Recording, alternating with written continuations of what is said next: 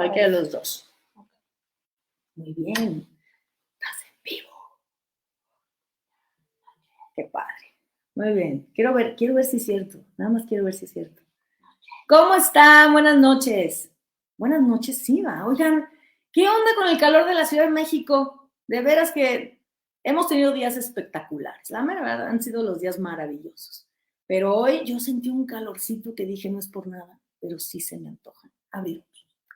Sí se me antoja andar en chancla muy sabroso. Además tenemos esta maravilla de New Zealand Live el día de hoy, entonces vamos a platicar rico, vamos a estar aquí una hora platicando. Entonces un vinito yo creo que es propio.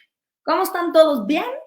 Yo muy bien, contenta, emocionada, muy zen. Hoy me dediqué a tranquila, concéntrate, ¿no? Estúdiale, pásatela bonito, disfruta el calorcito, pero ya estamos listos para empezar. Vamos a estar aquí una hora maravillosa. Bienvenidos todos a su casa, qué padre, ¿va? Bienvenidos todos a su casa. Esto es New Zealand Live. Es un espacio maravilloso creado por la Embajada de Nueva Zelanda y por Vino, Paraíso y evidentemente por Angelica Atristain, su servidora, en donde lo que vamos a hacer es acercarlos un poquito, muchito más, a conocer más sobre los vinos de Nueva Zelanda. A ver, sencillísimo, sí o no tenemos como referentes muy específicos de este país, muy referentes. Yo, por ejemplo, si me dices Nueva Zelanda, pienso en paisajes, en montañas, en bahías, por supuesto en el mar, por supuesto en la comida, pienso en su gente, pienso en este respeto maravilloso que tienen, ¿no?, para el medio ambiente, pienso en el respeto increíble que tienen, por supuesto, para sus culturas, ¿no?, para su gente, pienso en innovación, pienso en miel, pienso en vinos, pero yo creo que sin duda uno de los referentes que han marcado, no sé, que han posicionado muy bien a Nueva Zelanda a nivel internacional, es cómo ven ellos este concepto de sostenibilidad y cómo lo aplican no solamente a lo que nos atañe, no solamente lo aplican a los vinos, pero también lo aplican a lo largo de todas las industrias que manejan. Entonces, va a estar muy padre. El día de hoy vamos a platicar de eso, la vamos a pasar muy bien. Yo aquí ya tengo un vinito que se los voy a presumir porque sí está muy cool. Fíjense, yo siempre he dicho que necesitamos más vino de Nueva Zelanda en México, siempre lo he dicho. Obviamente aquí tenemos muchas marcas muy ricas, vamos a tener más, ¿por qué no? Esa es la intención, pero yo encontré un vino, se los quiero enseñar. Encontré, mucha luz, pero ahí lo van a ver.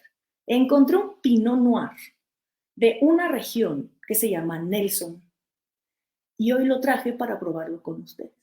Entonces se va a poner muy divertido. ¿Alguien me va a acompañar con algo? Yo aquí estoy yo puedo leer sus mensajitos.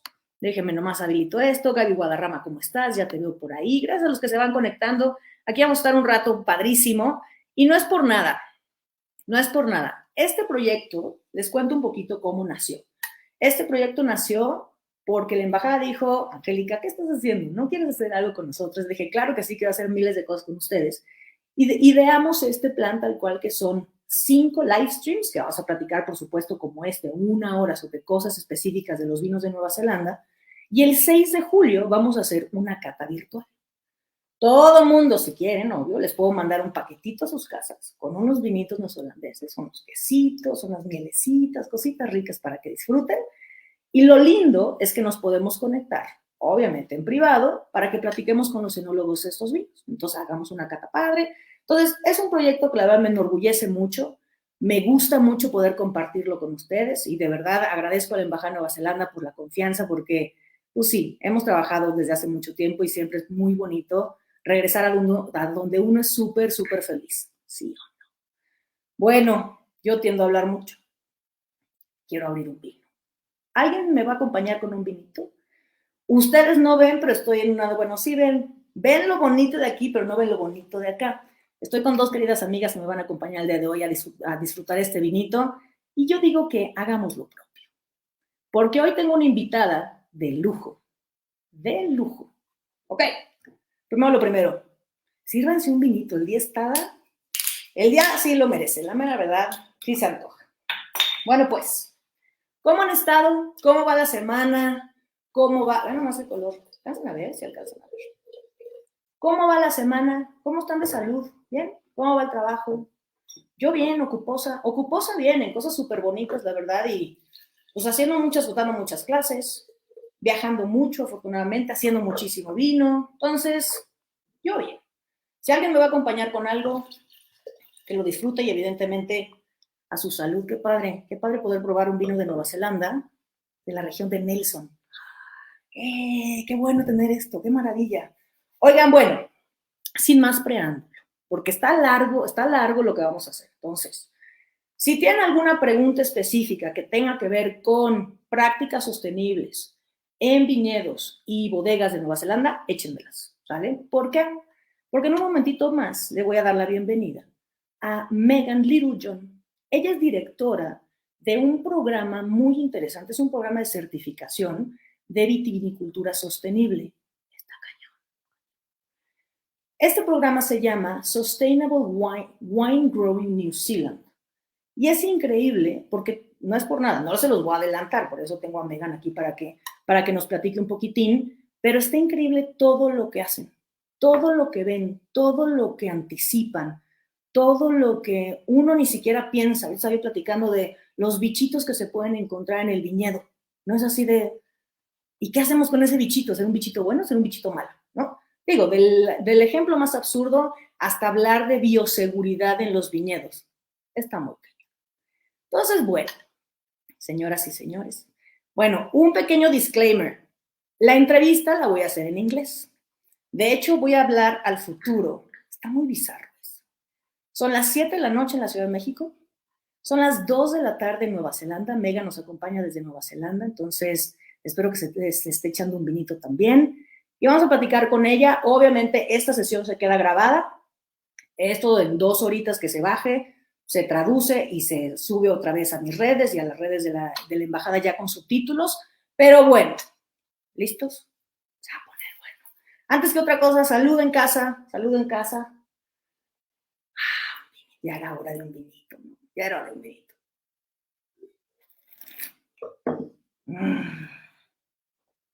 Qué sabroso. Qué sabroso. Sí, me gustó. Alessandro Picone, ¿cómo estás? Querida Ruth Luna Jaramillo, qué gusto verte por acá. Acá Patricia Ruiz, ¿cómo estás? Gracias a los que se van conectando. De verdad, qué bonito poder hacer esto y qué bonito compartirlo. Eso es lo más padre. Yo lo disfruto mucho, la verdad. ¿Listos? Ok, vamos a traer.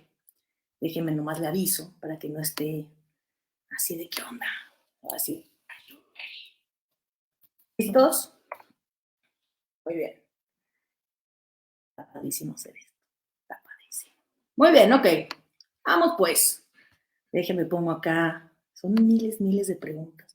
Neta, si tienen preguntas, adelante. Ok. Sale. Hi, Meagan, how are you? Hello, good. How are you, Angelica? I think you're muted. We cannot hear you. Oh, no. A ver. There you go. Can you hear me now? Probably yes. No, still cannot hear you. There. All good? All good. Now we can hear you. How are you?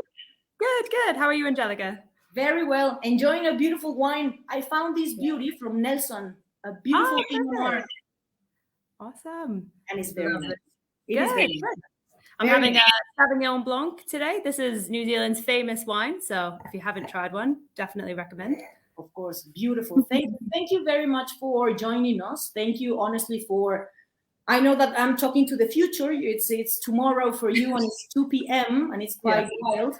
But thank you very much for being here. Honestly, this is as I mentioned you previously, this is an initiative that aims to promote New Zealand wines in Mexico. No, why not? We love your country. We love your wines. We need more wines in Mexico. Pero what I wanted to start with, and I'll jump right into business because I have lots of questions. It's good that I sent them previously. Yes, it's great. Very kind. Pero bueno, let's jump right into business because this is very, very important. And I want to begin with just a bit of context. Can you please describe to us how is your wine industry? I mean, how big is it? I don't know. How is it organized? Everyone gets along. Tell us a bit about that.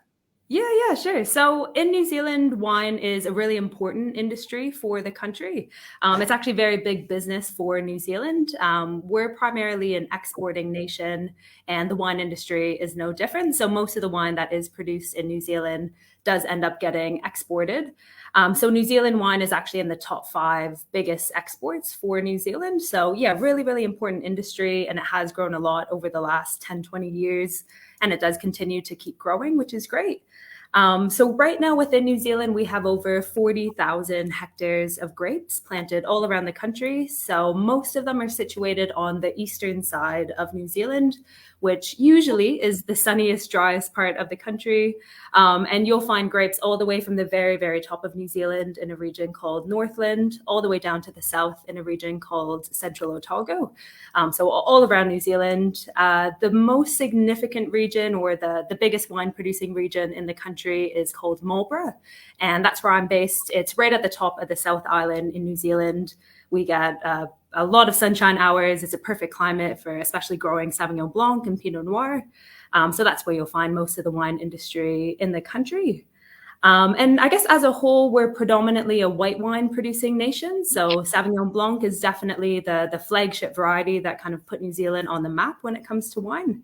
But other varieties are gaining some traction, getting more and more important as well. Like you have a beautiful Pinot Noir with you today. So if you're a red wine drinker, I definitely recommend trying some New Zealand Pinot Noirs. They're really, really lovely. And within the country itself, as an industry, we have an industry organization called New Zealand Winegrowers. So that's who I'm employed by. And basically, we're here to support all the grape growers and winemakers around the country. So if you grow grapes or you produce wine, you're legally obligated to pay a levy fee to New Zealand Winegrowers. And that's basically how we support the interests of the industry. So we have a range of different support activities across advocacy and research and sustainability, of course. So that's basically how we support the industry. And as a whole, in terms of does everyone get along or not, I would say it's actually a really, really great industry to work in. Really lucky here in New Zealand. Everyone is super collaborative, always willing to share ideas and really work together to overcome challenges and find solutions for any issues that we face. So really great place to work. I know. See, I can perfectly imagine. I have beautiful friends from New Zealand. I used to work very close. I work very close with the embassy, and I used to work even closer. And I remember having these amazing conversations with people, just getting, it's easy to get along with you guys. It is quite easy. I think it's funny because we think that we're very far away, but we're not that much. You feel Latin. You're very open, and I can perfectly picture that in the industry, and that's a beautiful thing. I have a couple of friends that are wine producers over there. And the same thing is that, if I need something, I know who to call, or if I'm eager to ask this and that, I know who to contact. And that's a beautiful thing. Exactly. Yeah, it's great. Really supportive. Yeah. That is incredible. Okay, let's jump into the nitty gritty of where does it come from? The concept of sustainability. Where does that mindset comes from? Yeah, so it's something that feels very ingrained within New Zealand as a whole, but definitely within the industry itself. There's really this feeling among wine producers that we need to protect the people and the places that we're using to produce this wine. Like, the natural resources aren't finite, and health and well-being is super important. So there's really just this nice ingrained mindset that it's just the right thing to do as a baseline. And there's this concept in New Zealand called Kaitia Katanga, which really means being the guardians of the land. And again, that's something that's been in place for many, many years, many, many generations. So you can really feel that in the wine industry as well. So I guess, obviously, we are producing a product at the end of the day, but it really is like an authentic feeling within the country. And it's great to know that wine producers, when they sell their wine, they can actually sell it to consumers, and consumers can trust that it has been made with a lighter touch on the environment and a care for the people working in the industry. So it started, I guess it was kind of formalized back in the 90s when the Sustainable Wine Growing certification program was born. But it was probably in place a long time before that. But right now, in 2023, it's just kind of how everybody operates. it's normal. We just have that ingrained culture now for sustainability, which, yeah, it's really great. It makes another reason why the industry is a really great place to work. Yeah, it is. I mean, honestly, I mean, from this far away, it's funny because you're actually, you're really in the future. This concept of sustainability being something, a very daily thing that you already have embedded, it's amazing. It's a trend somewhere else, you know?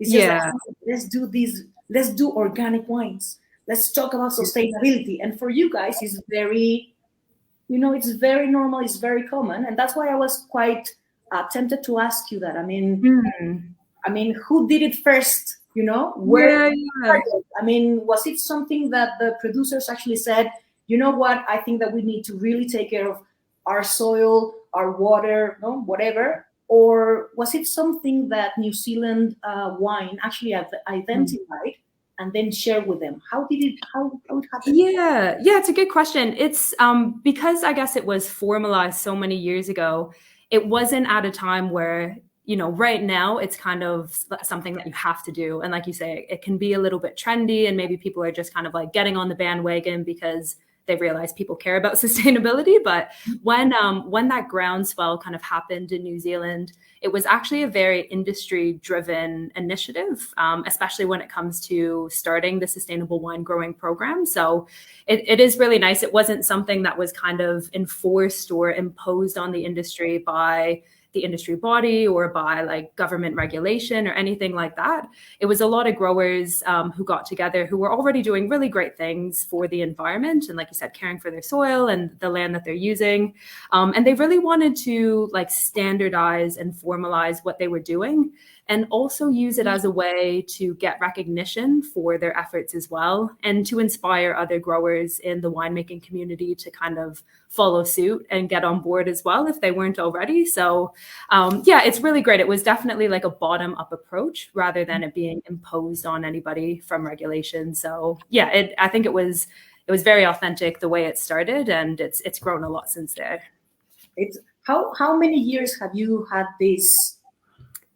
Like to see way of thinking? Because I know that I'm talking about this as if it was very recent, you know? Yeah. You know? It's like, yay, thank God you're doing it. But you've been doing it for over 20 years, isn't it? Yeah, that's right. So in terms of that program specifically, it was 1995 when it formally got off the ground.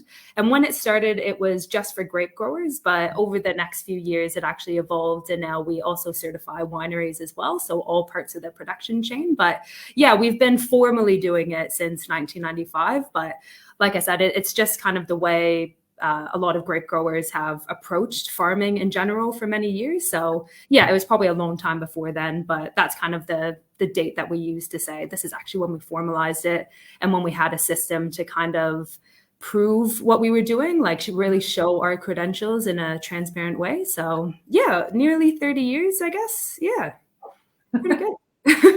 I'm new to it. No.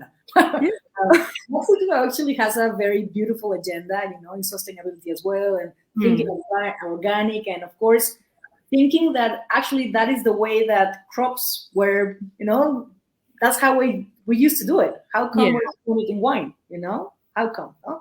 But okay, let's talk about, because I know that this sustainability mindset came directly from the producers.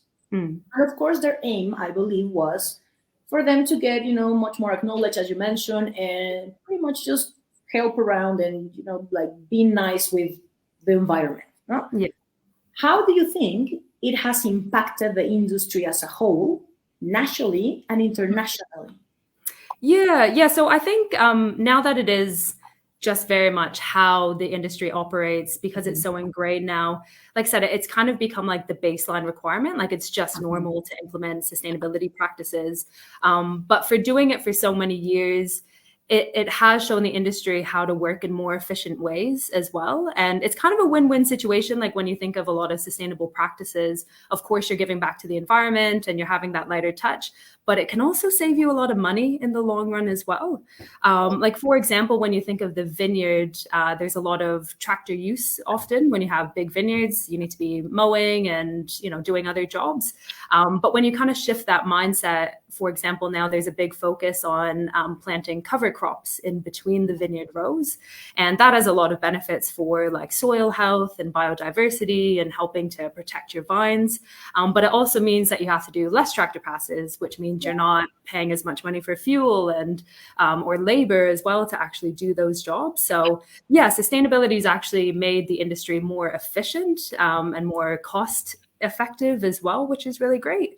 And then externally, because we've been doing it for so long, and the rest of the world kind of associates New Zealand wine with sustainability, we've also reaped those benefits of basically from like a marketing and a sales perspective too, because especially now, so many consumers really, really care about sustainability. They want to buy food and beverages that actually reflect their values and connect with them as people. So yeah, that's had great benefits as well. You know, if you're looking for a product that reflects your values, then you can be sure a certified New Zealand wine has been produced in a way that you would respect and you would respond to. So yeah, I think internally there's been a lot of benefits for the producers themselves, but externally that marketing and sales benefit is really important as well. Because at the end of the day, you know, we're making a product and we need to sell a product. So yeah, there's definitely those two-way benefits. Exactly. See, I think it's the best time to actually make the most of those marketing campaigns, you know? Like people are really, really, really interested in knowing where their food comes from, where your wine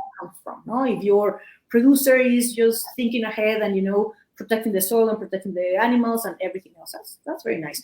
Has there been any challenges when implementing these sustainability practices? Yeah, definitely. And like, even though it is kind of just our baseline mindset now, change is always hard, and sustainability is not something that just stays the same forever. Like, it's very much a journey and it's evolving and you learn more as you progress. So for some people, like making that first step can be really hard and it can be really challenging, even still today in New Zealand.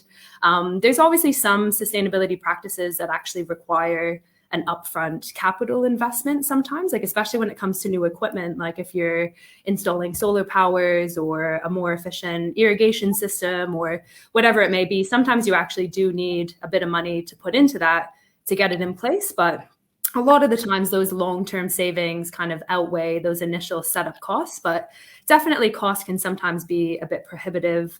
But not all sustainability practices require that investment. Sometimes it really is just that change of mindset, which can seem simple when you talk about it and you know the benefits. But for some people, especially if they've been doing something a certain way for so many years, just having that shift and viewing something a little bit differently, that can be really, really challenging. So I think to overcome those challenges, like whether it's in New Zealand or anywhere else in the world, I think it's really important to really highlight the benefits of why that new practice is so important, like what you can gain from it, the outcomes associated with them, and if possible, kind of highlighting stories of people that are already doing that. Like, I think a lot of times people just need to see somebody else doing something and they're being successful at it to kind of think, oh, if they can do it, then I can do it as well. And like you said at the beginning, you know, having an industry where you can ask questions and you do have people to go to if you're not sure, and they can kind of support you and guide you,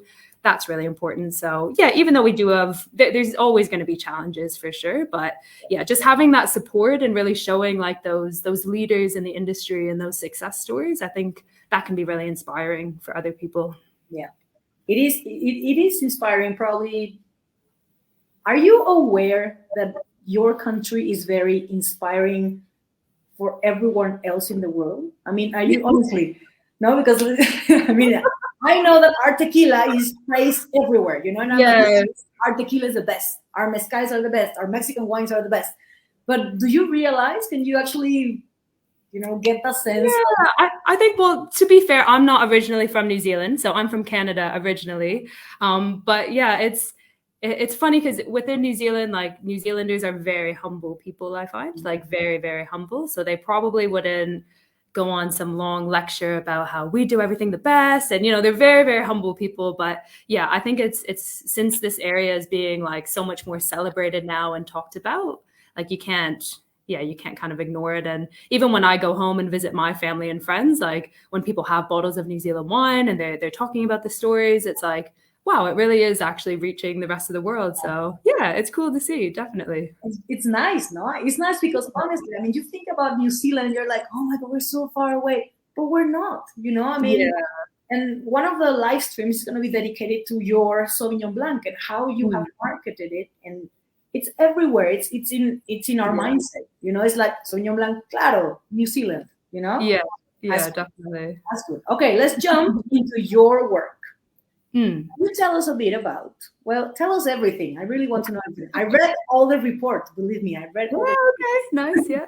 You can tell me. Can you share some information about the Sustainable Wine Growing New Zealand certification program? Yeah, sure. So yeah, this is the program I was talking about that started in 1995. So it's a national certification program for both grape growers and winemakers. Our team is based in Marlborough, but we certify everyone across the country nationally. So it's a voluntary program in New Zealand, but we actually have a really high membership right now. We currently 96% of all vineyard area in New Zealand is sustainably certified through our program. And about 90% of the wine that's made in New Zealand is made in sustainable wine growing certified wineries. So we've got a really, really large membership base now. Like I said earlier, it's kind of the baseline for actually being in the industry now.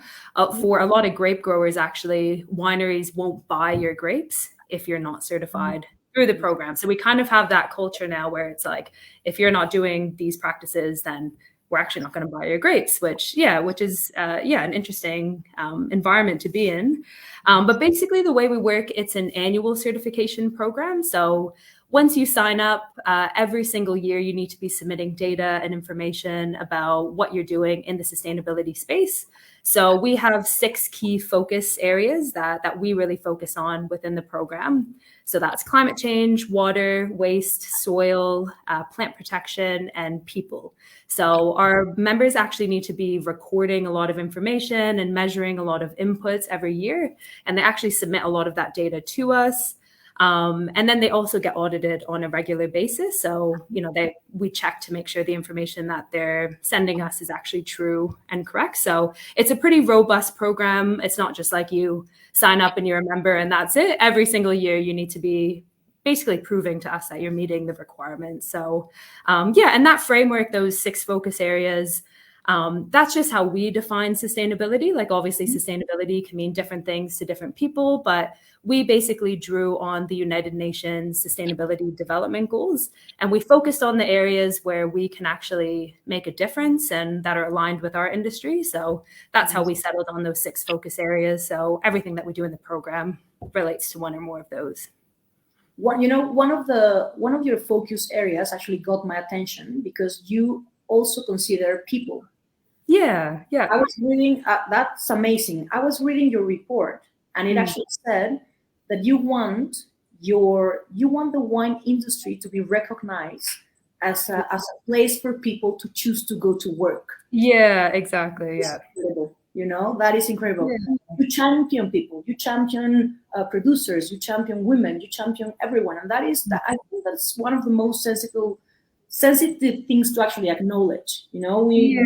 Definitely. We just think about the wine. We just think about the soil. We just think about the weather. Oh, there's rain and snow. No, we think about cyclones. We think about but sometimes I think that we just don't see people, and it's Yeah, definitely. Like that social sustainability is really, really important because just like our natural resources are so important, the people that are in the industry, they're just as important, if not more important. So yeah, that's a big focus for us. And that's one area that originally, I guess we were really, really focused on the environment, and that will obviously continue to be a huge focus, but we're really actively looking at ways to kind of strengthen that area of the program as well. And not just focusing on those basic legal requirements around health and safety, for example, but going above and beyond and starting to explore the whole health and wellness kind of area. And like you said, that goal is, to be an industry of choice for workers. So people actually want to join the industry. And when they do, they actually want to stay and keep working in the industry as well. So yeah, I think it's a really important piece in that whole sustainability discussion. Definitely.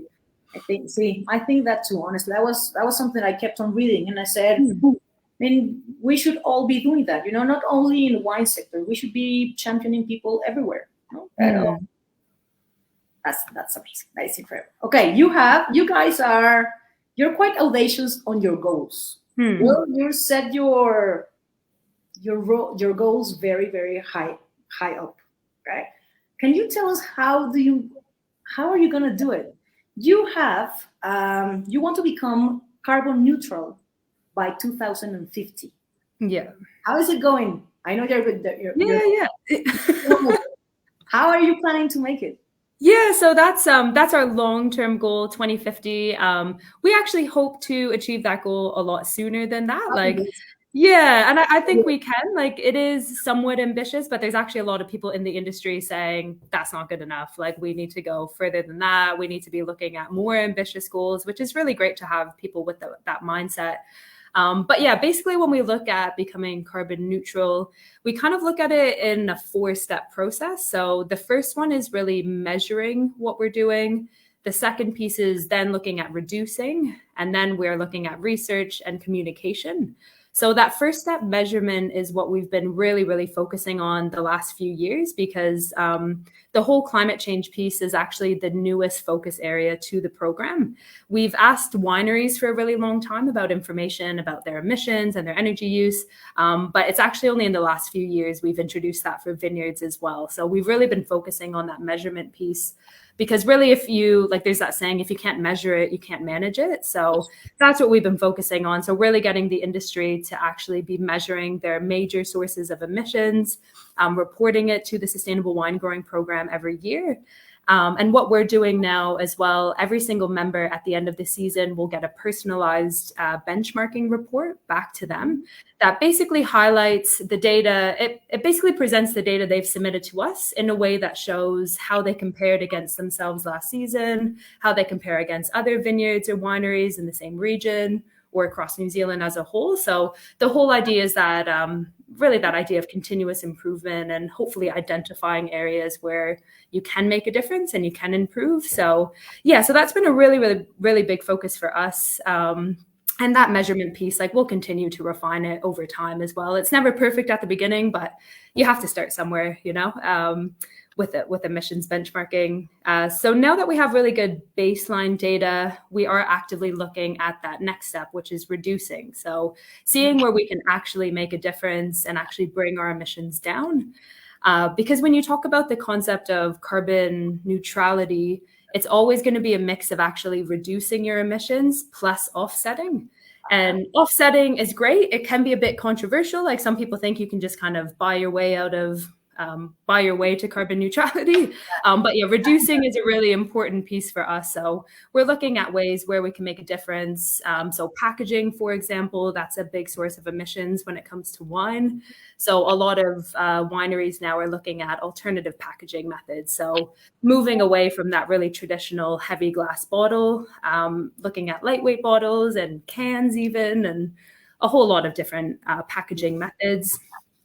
Transport can also be quite a high area of emissions as well. And of course, New Zealand's quite far away from the rest of the world, so just a little bit. So we do have to think about that piece, but thankfully our producers really do pick the most emissions-friendly way of transporting wine. So basically everything gets transported by sea freight versus sending it over on airplanes, for example. And then in the vineyard, the biggest source of emissions that we found is diesel use. So that goes with your tractor usage. So looking at ways to reduce your tractor passes, and there'll be new technology that comes to the forefront eventually as well. So yeah, that's an area that we're really looking into now. Alongside that research piece, we actually have a dedicated research facility called the Brigado Research Institute. And they're actively looking in this area as well. And that whole climate research is going to become more and more important as we continue on.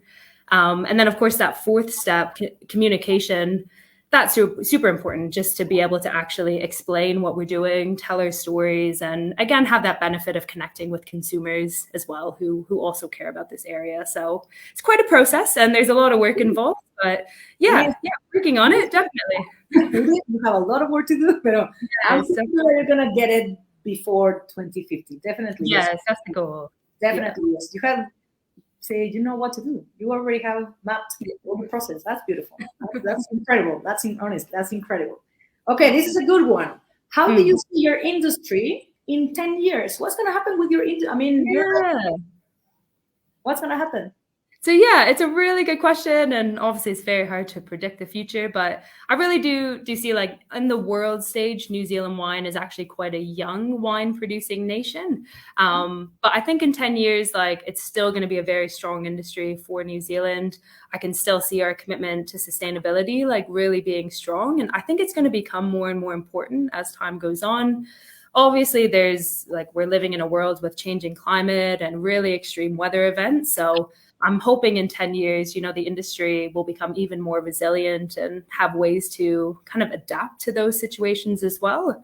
And we actually have one research project underway that it's a 7-year research project. So in 10 years, it will pretty much just be finished, which is really interesting. But it's really looking at that concept of building resiliency within the vines themselves. So Sauvignon Blanc, again, is our flagship variety. So they're actually looking at over 2,000 new variants of New Zealand Sauvignon Blanc, and really looking at which ones will be resistant to some key issues like frost and, have higher water capacity, disease resilient, all of those sort of things, while still having those classic flavors and aroma of Sauvignon Blanc. So yeah, it'll be really interesting, I think, in 10 years to see that research done and actually being implemented in the industry. So that will be really, really exciting. And also, like I mentioned, with new technology, I can really see the New Zealand wine industry embracing a lot of new technology that comes to the forefront. Like,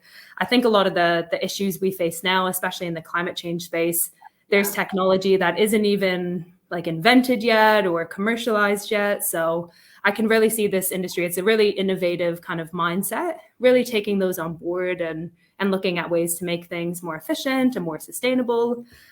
There's some of the technology is kind of like at the forefront now. Like right now, there's a big shift to looking at autonomous tractors and electric-based equipment. So yeah, I can really see our industry in 10 years being quite tech savvy and taking advantage of that. That sounds so exciting. You have a very exciting future. Yes, hopefully, yeah. Exciting future. That's cool. That's that. I mean, you got me thinking. I mean, I was speaking to Dr. John Barker last, I think it was in May. We went to the OID Congress in Ensenada in Baja California. And I was talking to him about these kind of things and how can you envision your industry, being so upfront and, like really everyone else tries to follow you guys. Everyone else is thinking of, and that's linked to my next question. How can our industries relate? I have a couple of questions from the audience, and I'm going to read them to you. I was talking to Dr.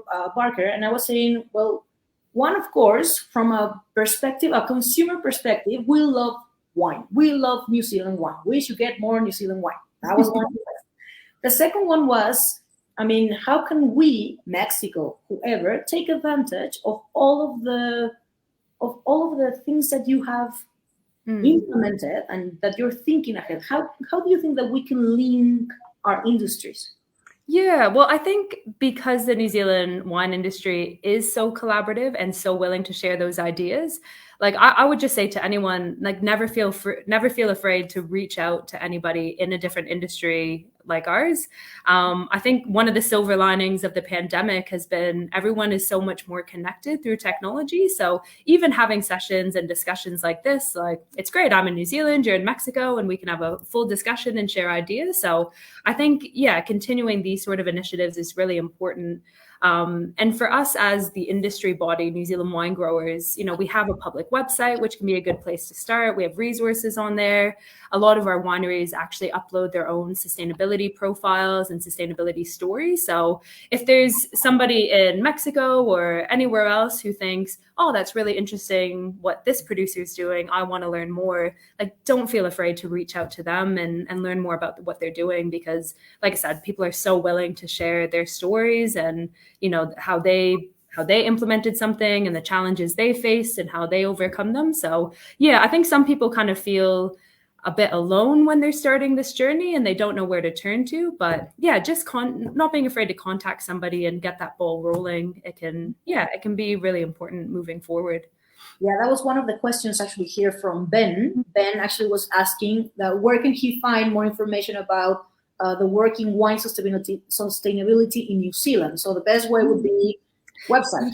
Our website, yeah, so nzwine.com, that's the public website, and there's some contact details on that as well, like including mine. So if you found some information but you really want to get some more information, feel free to contact any of us, and yeah, we're happy to point you in the right direction and answer questions in that. Yeah, that's excellent. I'm going to be emailed you more often. I have a question. Okay. So then, what would be your advice for a winemaker that wants to implement a sustainable business practice? Where can we start? Yeah, well, I would say like number one advice is to start small. Like you don't have to change everything you're doing and like totally revolutionize your business overnight.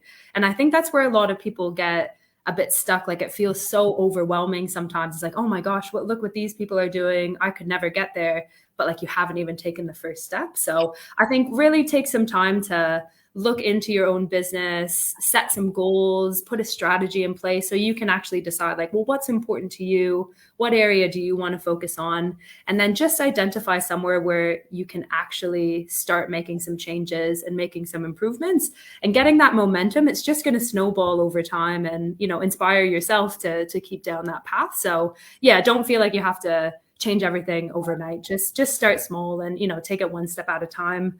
And I also think from a lot of the wine companies in New Zealand that have been really successful, they said it's really important to create a culture within the organization where sustainability is important to everyone. Like even if you're in a really big organization and you have a board of directors and loads of employees, or if you're a small business and just have a few staff, you really want to create that culture so that everybody feels a part of the journey. They all know what the goals are and they can all be contributing to those objectives. So really getting that buy-in from everyone is super important. And if you are in the situation where you're in a big organization, sometimes you really need to convince the people at the very top that this is very important. So people are motivated in different ways. Sometimes you might really have to focus on like the monetary benefits of doing things, like having better efficiencies and maybe higher sales. Like sometimes you need to focus on those things just to convince the people at the top that this is important and this is what we need to do. And like we were just saying, if you're just starting out, don't feel afraid to ask questions and get in touch with leaders in the industry, whether it's in your own country or somewhere else, because having that support is really important too. To do it. Yeah, exactly. Start. I have a beautiful message that I need to read to you. This is from Maria de Los Angeles Martinez. She says, "Kia ora, Meagan and Angelica. Thank you so much for this live. I'm from Mexico and I had a chance to be an exchange student in New Zealand back in 2017. At the time, I was not as interested in the wine industry, but during 2020, I became a fermentation enthusiast. I brewed small batches of cider and fruit but nut style wines." Beautiful, Maria de Los Angeles. I'm starting a quite lonely journey on learning more about wine. And of course, I'd love to learn more about sustainability within the industry. And let me see, there's a lot of, that's a humongous.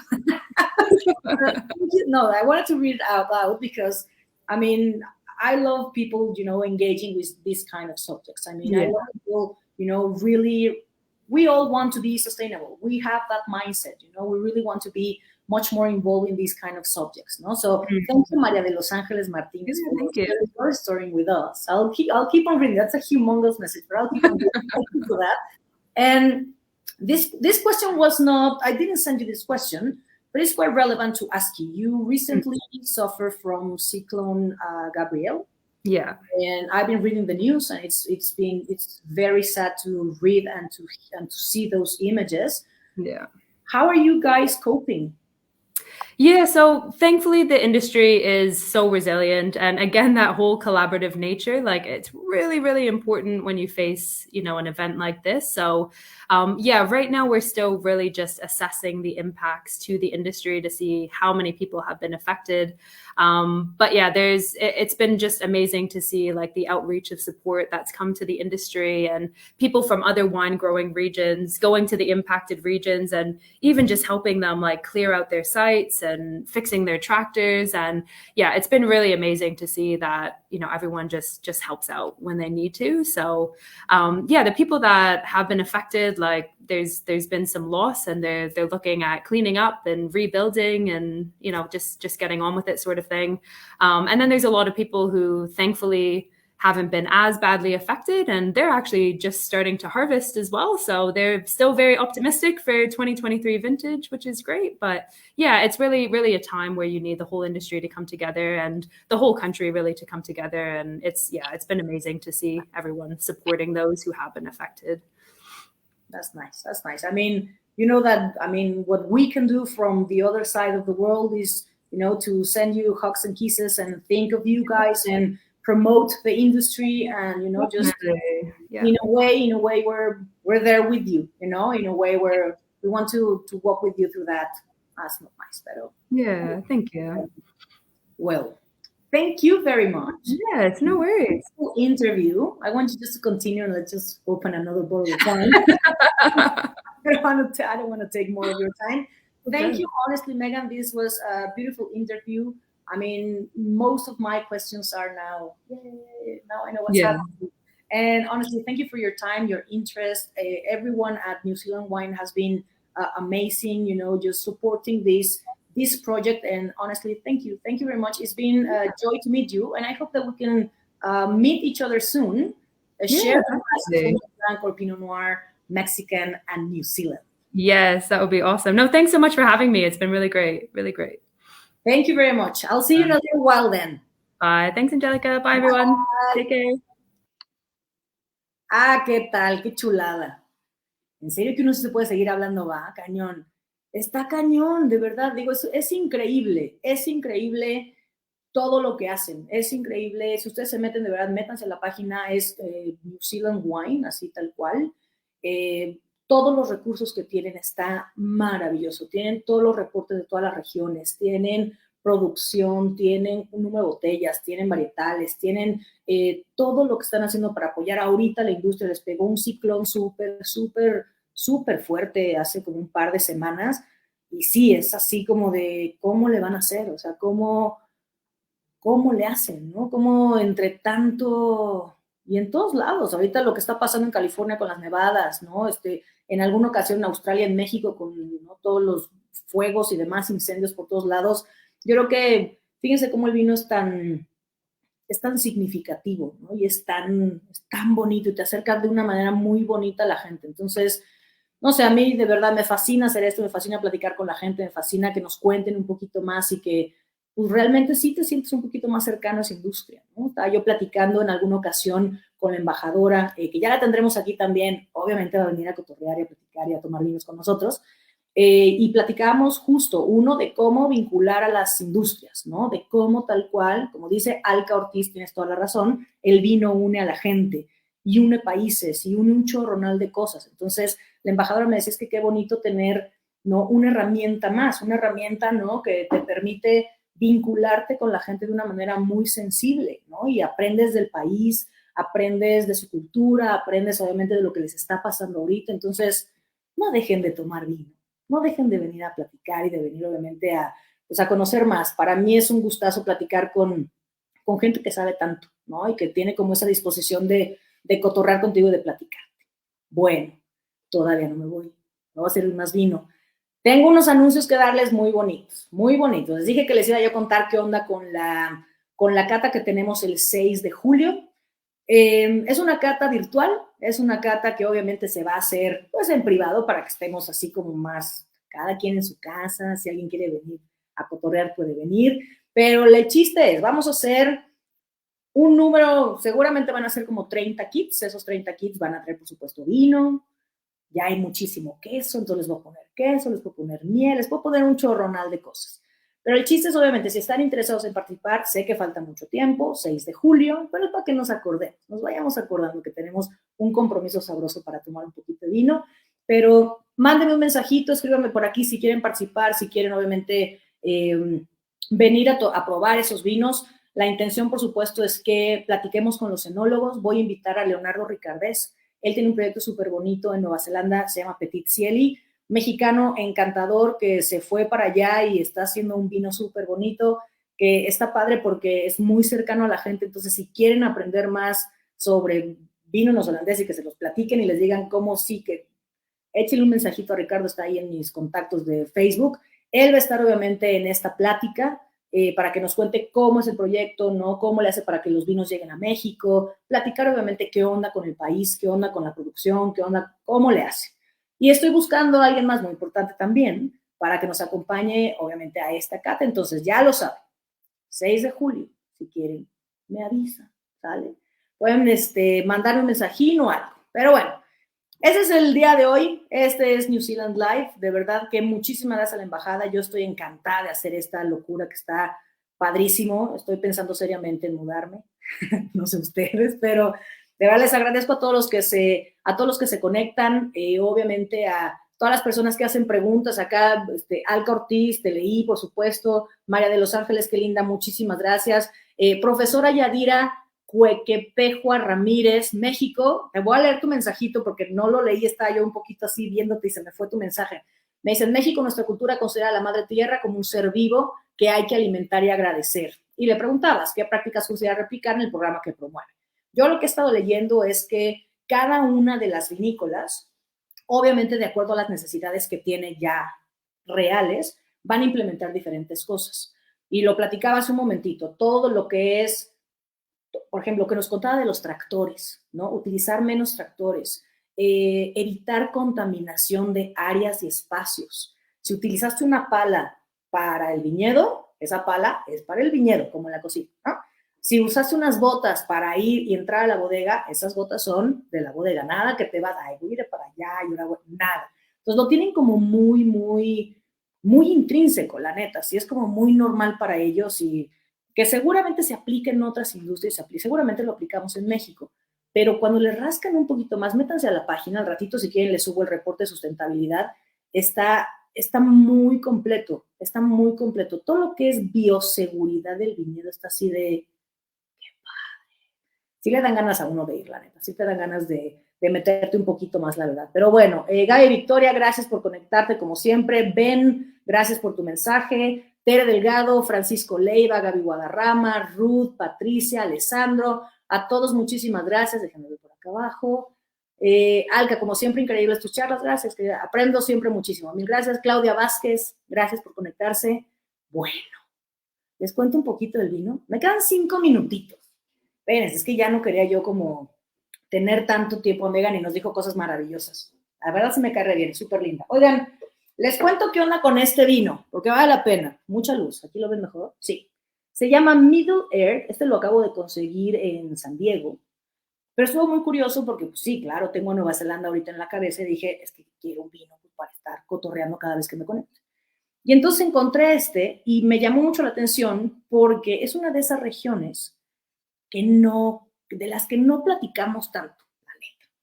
Se los pongo por ahí. Es de la región de Nelson, tal cual. Es una región muy interesante porque es una región un poquito fría. Entonces, obviamente es un Pinot Noir. Se los pongo por ahí para que lo vean. Ese es el color típico de un Pinot Noir neozelandés. ¿Lo alcanzan a ver? Marta Dieter es una linda, muchísimas gracias. Me dices muy interesantes todas tus charlas. Muchas gracias.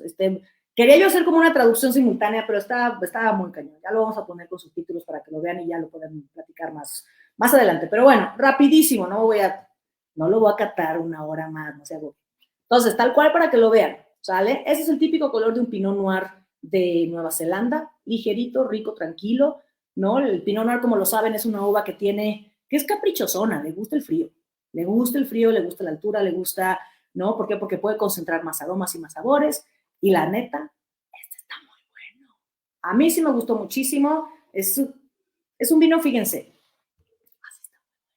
Yo creo que sí nos quedamos otra hora más, ¿no? Nada, no nos queda otra hora más. Sirve para Me dice, Alcorti, sirve para practicar nuestro inglés. Eso está cool también, sí es cierto. El inglés abre el mundo. Entonces está padre, está bonito. Pero bueno, les cuento rapidísimo. ¿Qué onda con este Pinot? Es un vino sumamente versátil. ¿Por qué? Porque tengo absolutamente todo lo que me gusta. Tengo mucha tierra mojada y tengo mucha ciruela y tengo mucha cereza. Está muy lindo. Tengo una parte como pimientosa, rica, canela. Muy bonito, muy expresivo. Tengo como muchas rosas que hice así, cachitos, mojadas, así tal cual, muchísimas rosas y muchas violetas. Sumamente expresivo. Tiene un alcohol elevado rico, ¿eh? No sé cuánto tenía. ¿Cuánto tenía? Vimos 14 grados de alcohol. Muy bien.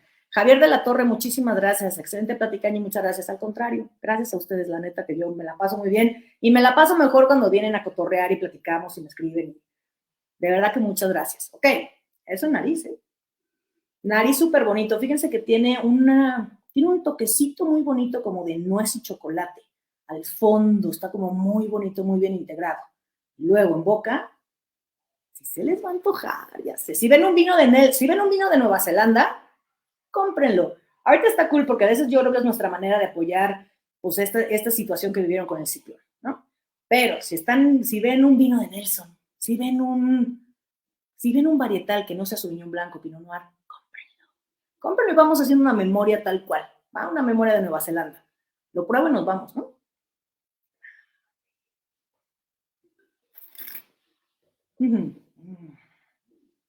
Vino jovencito, creo que es 2020, ¿no? Vino jovencito, sumamente redondo en boca. Tiene una acidez maravillosa. Tengo una acidez de ciruela súper, súper, súper bonita. Tengo como un piquetito de algo. Físicamente se siente como si tuviera una ligerísima efervescencia. Mini. Es muy bonito porque eso lo puedo traducir en piracinas, lo puedo traducir en sabor. Puedo decir, ok, sí, tengo un toquecito de piracina, tengo un toquecito de tierra mojada, no tengo mucho chocolate, tengo muy buena acidez. Es un vino que perdura, es un vino calientito, es un vino que abraza, es un vino que nos hace que ir a Nueva Zelanda. Bueno, vámonos pues. De verdad, muchísimas gracias a los que se conectaron. Gracias, Tere, por tenerme en tu casa. Qué maravilla poder sentirme en casa en una de las mejores cavas de México. Gracias a la Embajada de Nueva Zelanda, obviamente por la confianza. Gracias a los que se conectan. Gracias a todos los que me ayudan con mis investigaciones y me aguantan mis choros y practican conmigo y demás. Y de verdad, cuídense mucho. Nos vemos el 6 de abril. ¿Ok? Entonces, de fechas. Nos vemos el 6 de abril. ¿Saben de qué vamos a platicar? Les conviene venir el 6 de abril. Vamos a platicar de vino y turismo. Vamos a hablar de enoturismo en Nueva Zelanda. No es por nada, pero yo ya hice una ruta súper buena. Entonces, nos vemos el 6 de abril. Cuídense mucho. Gracias por conectarse. Nos vemos prontito. Adiós. Y salud, obvio. Bye.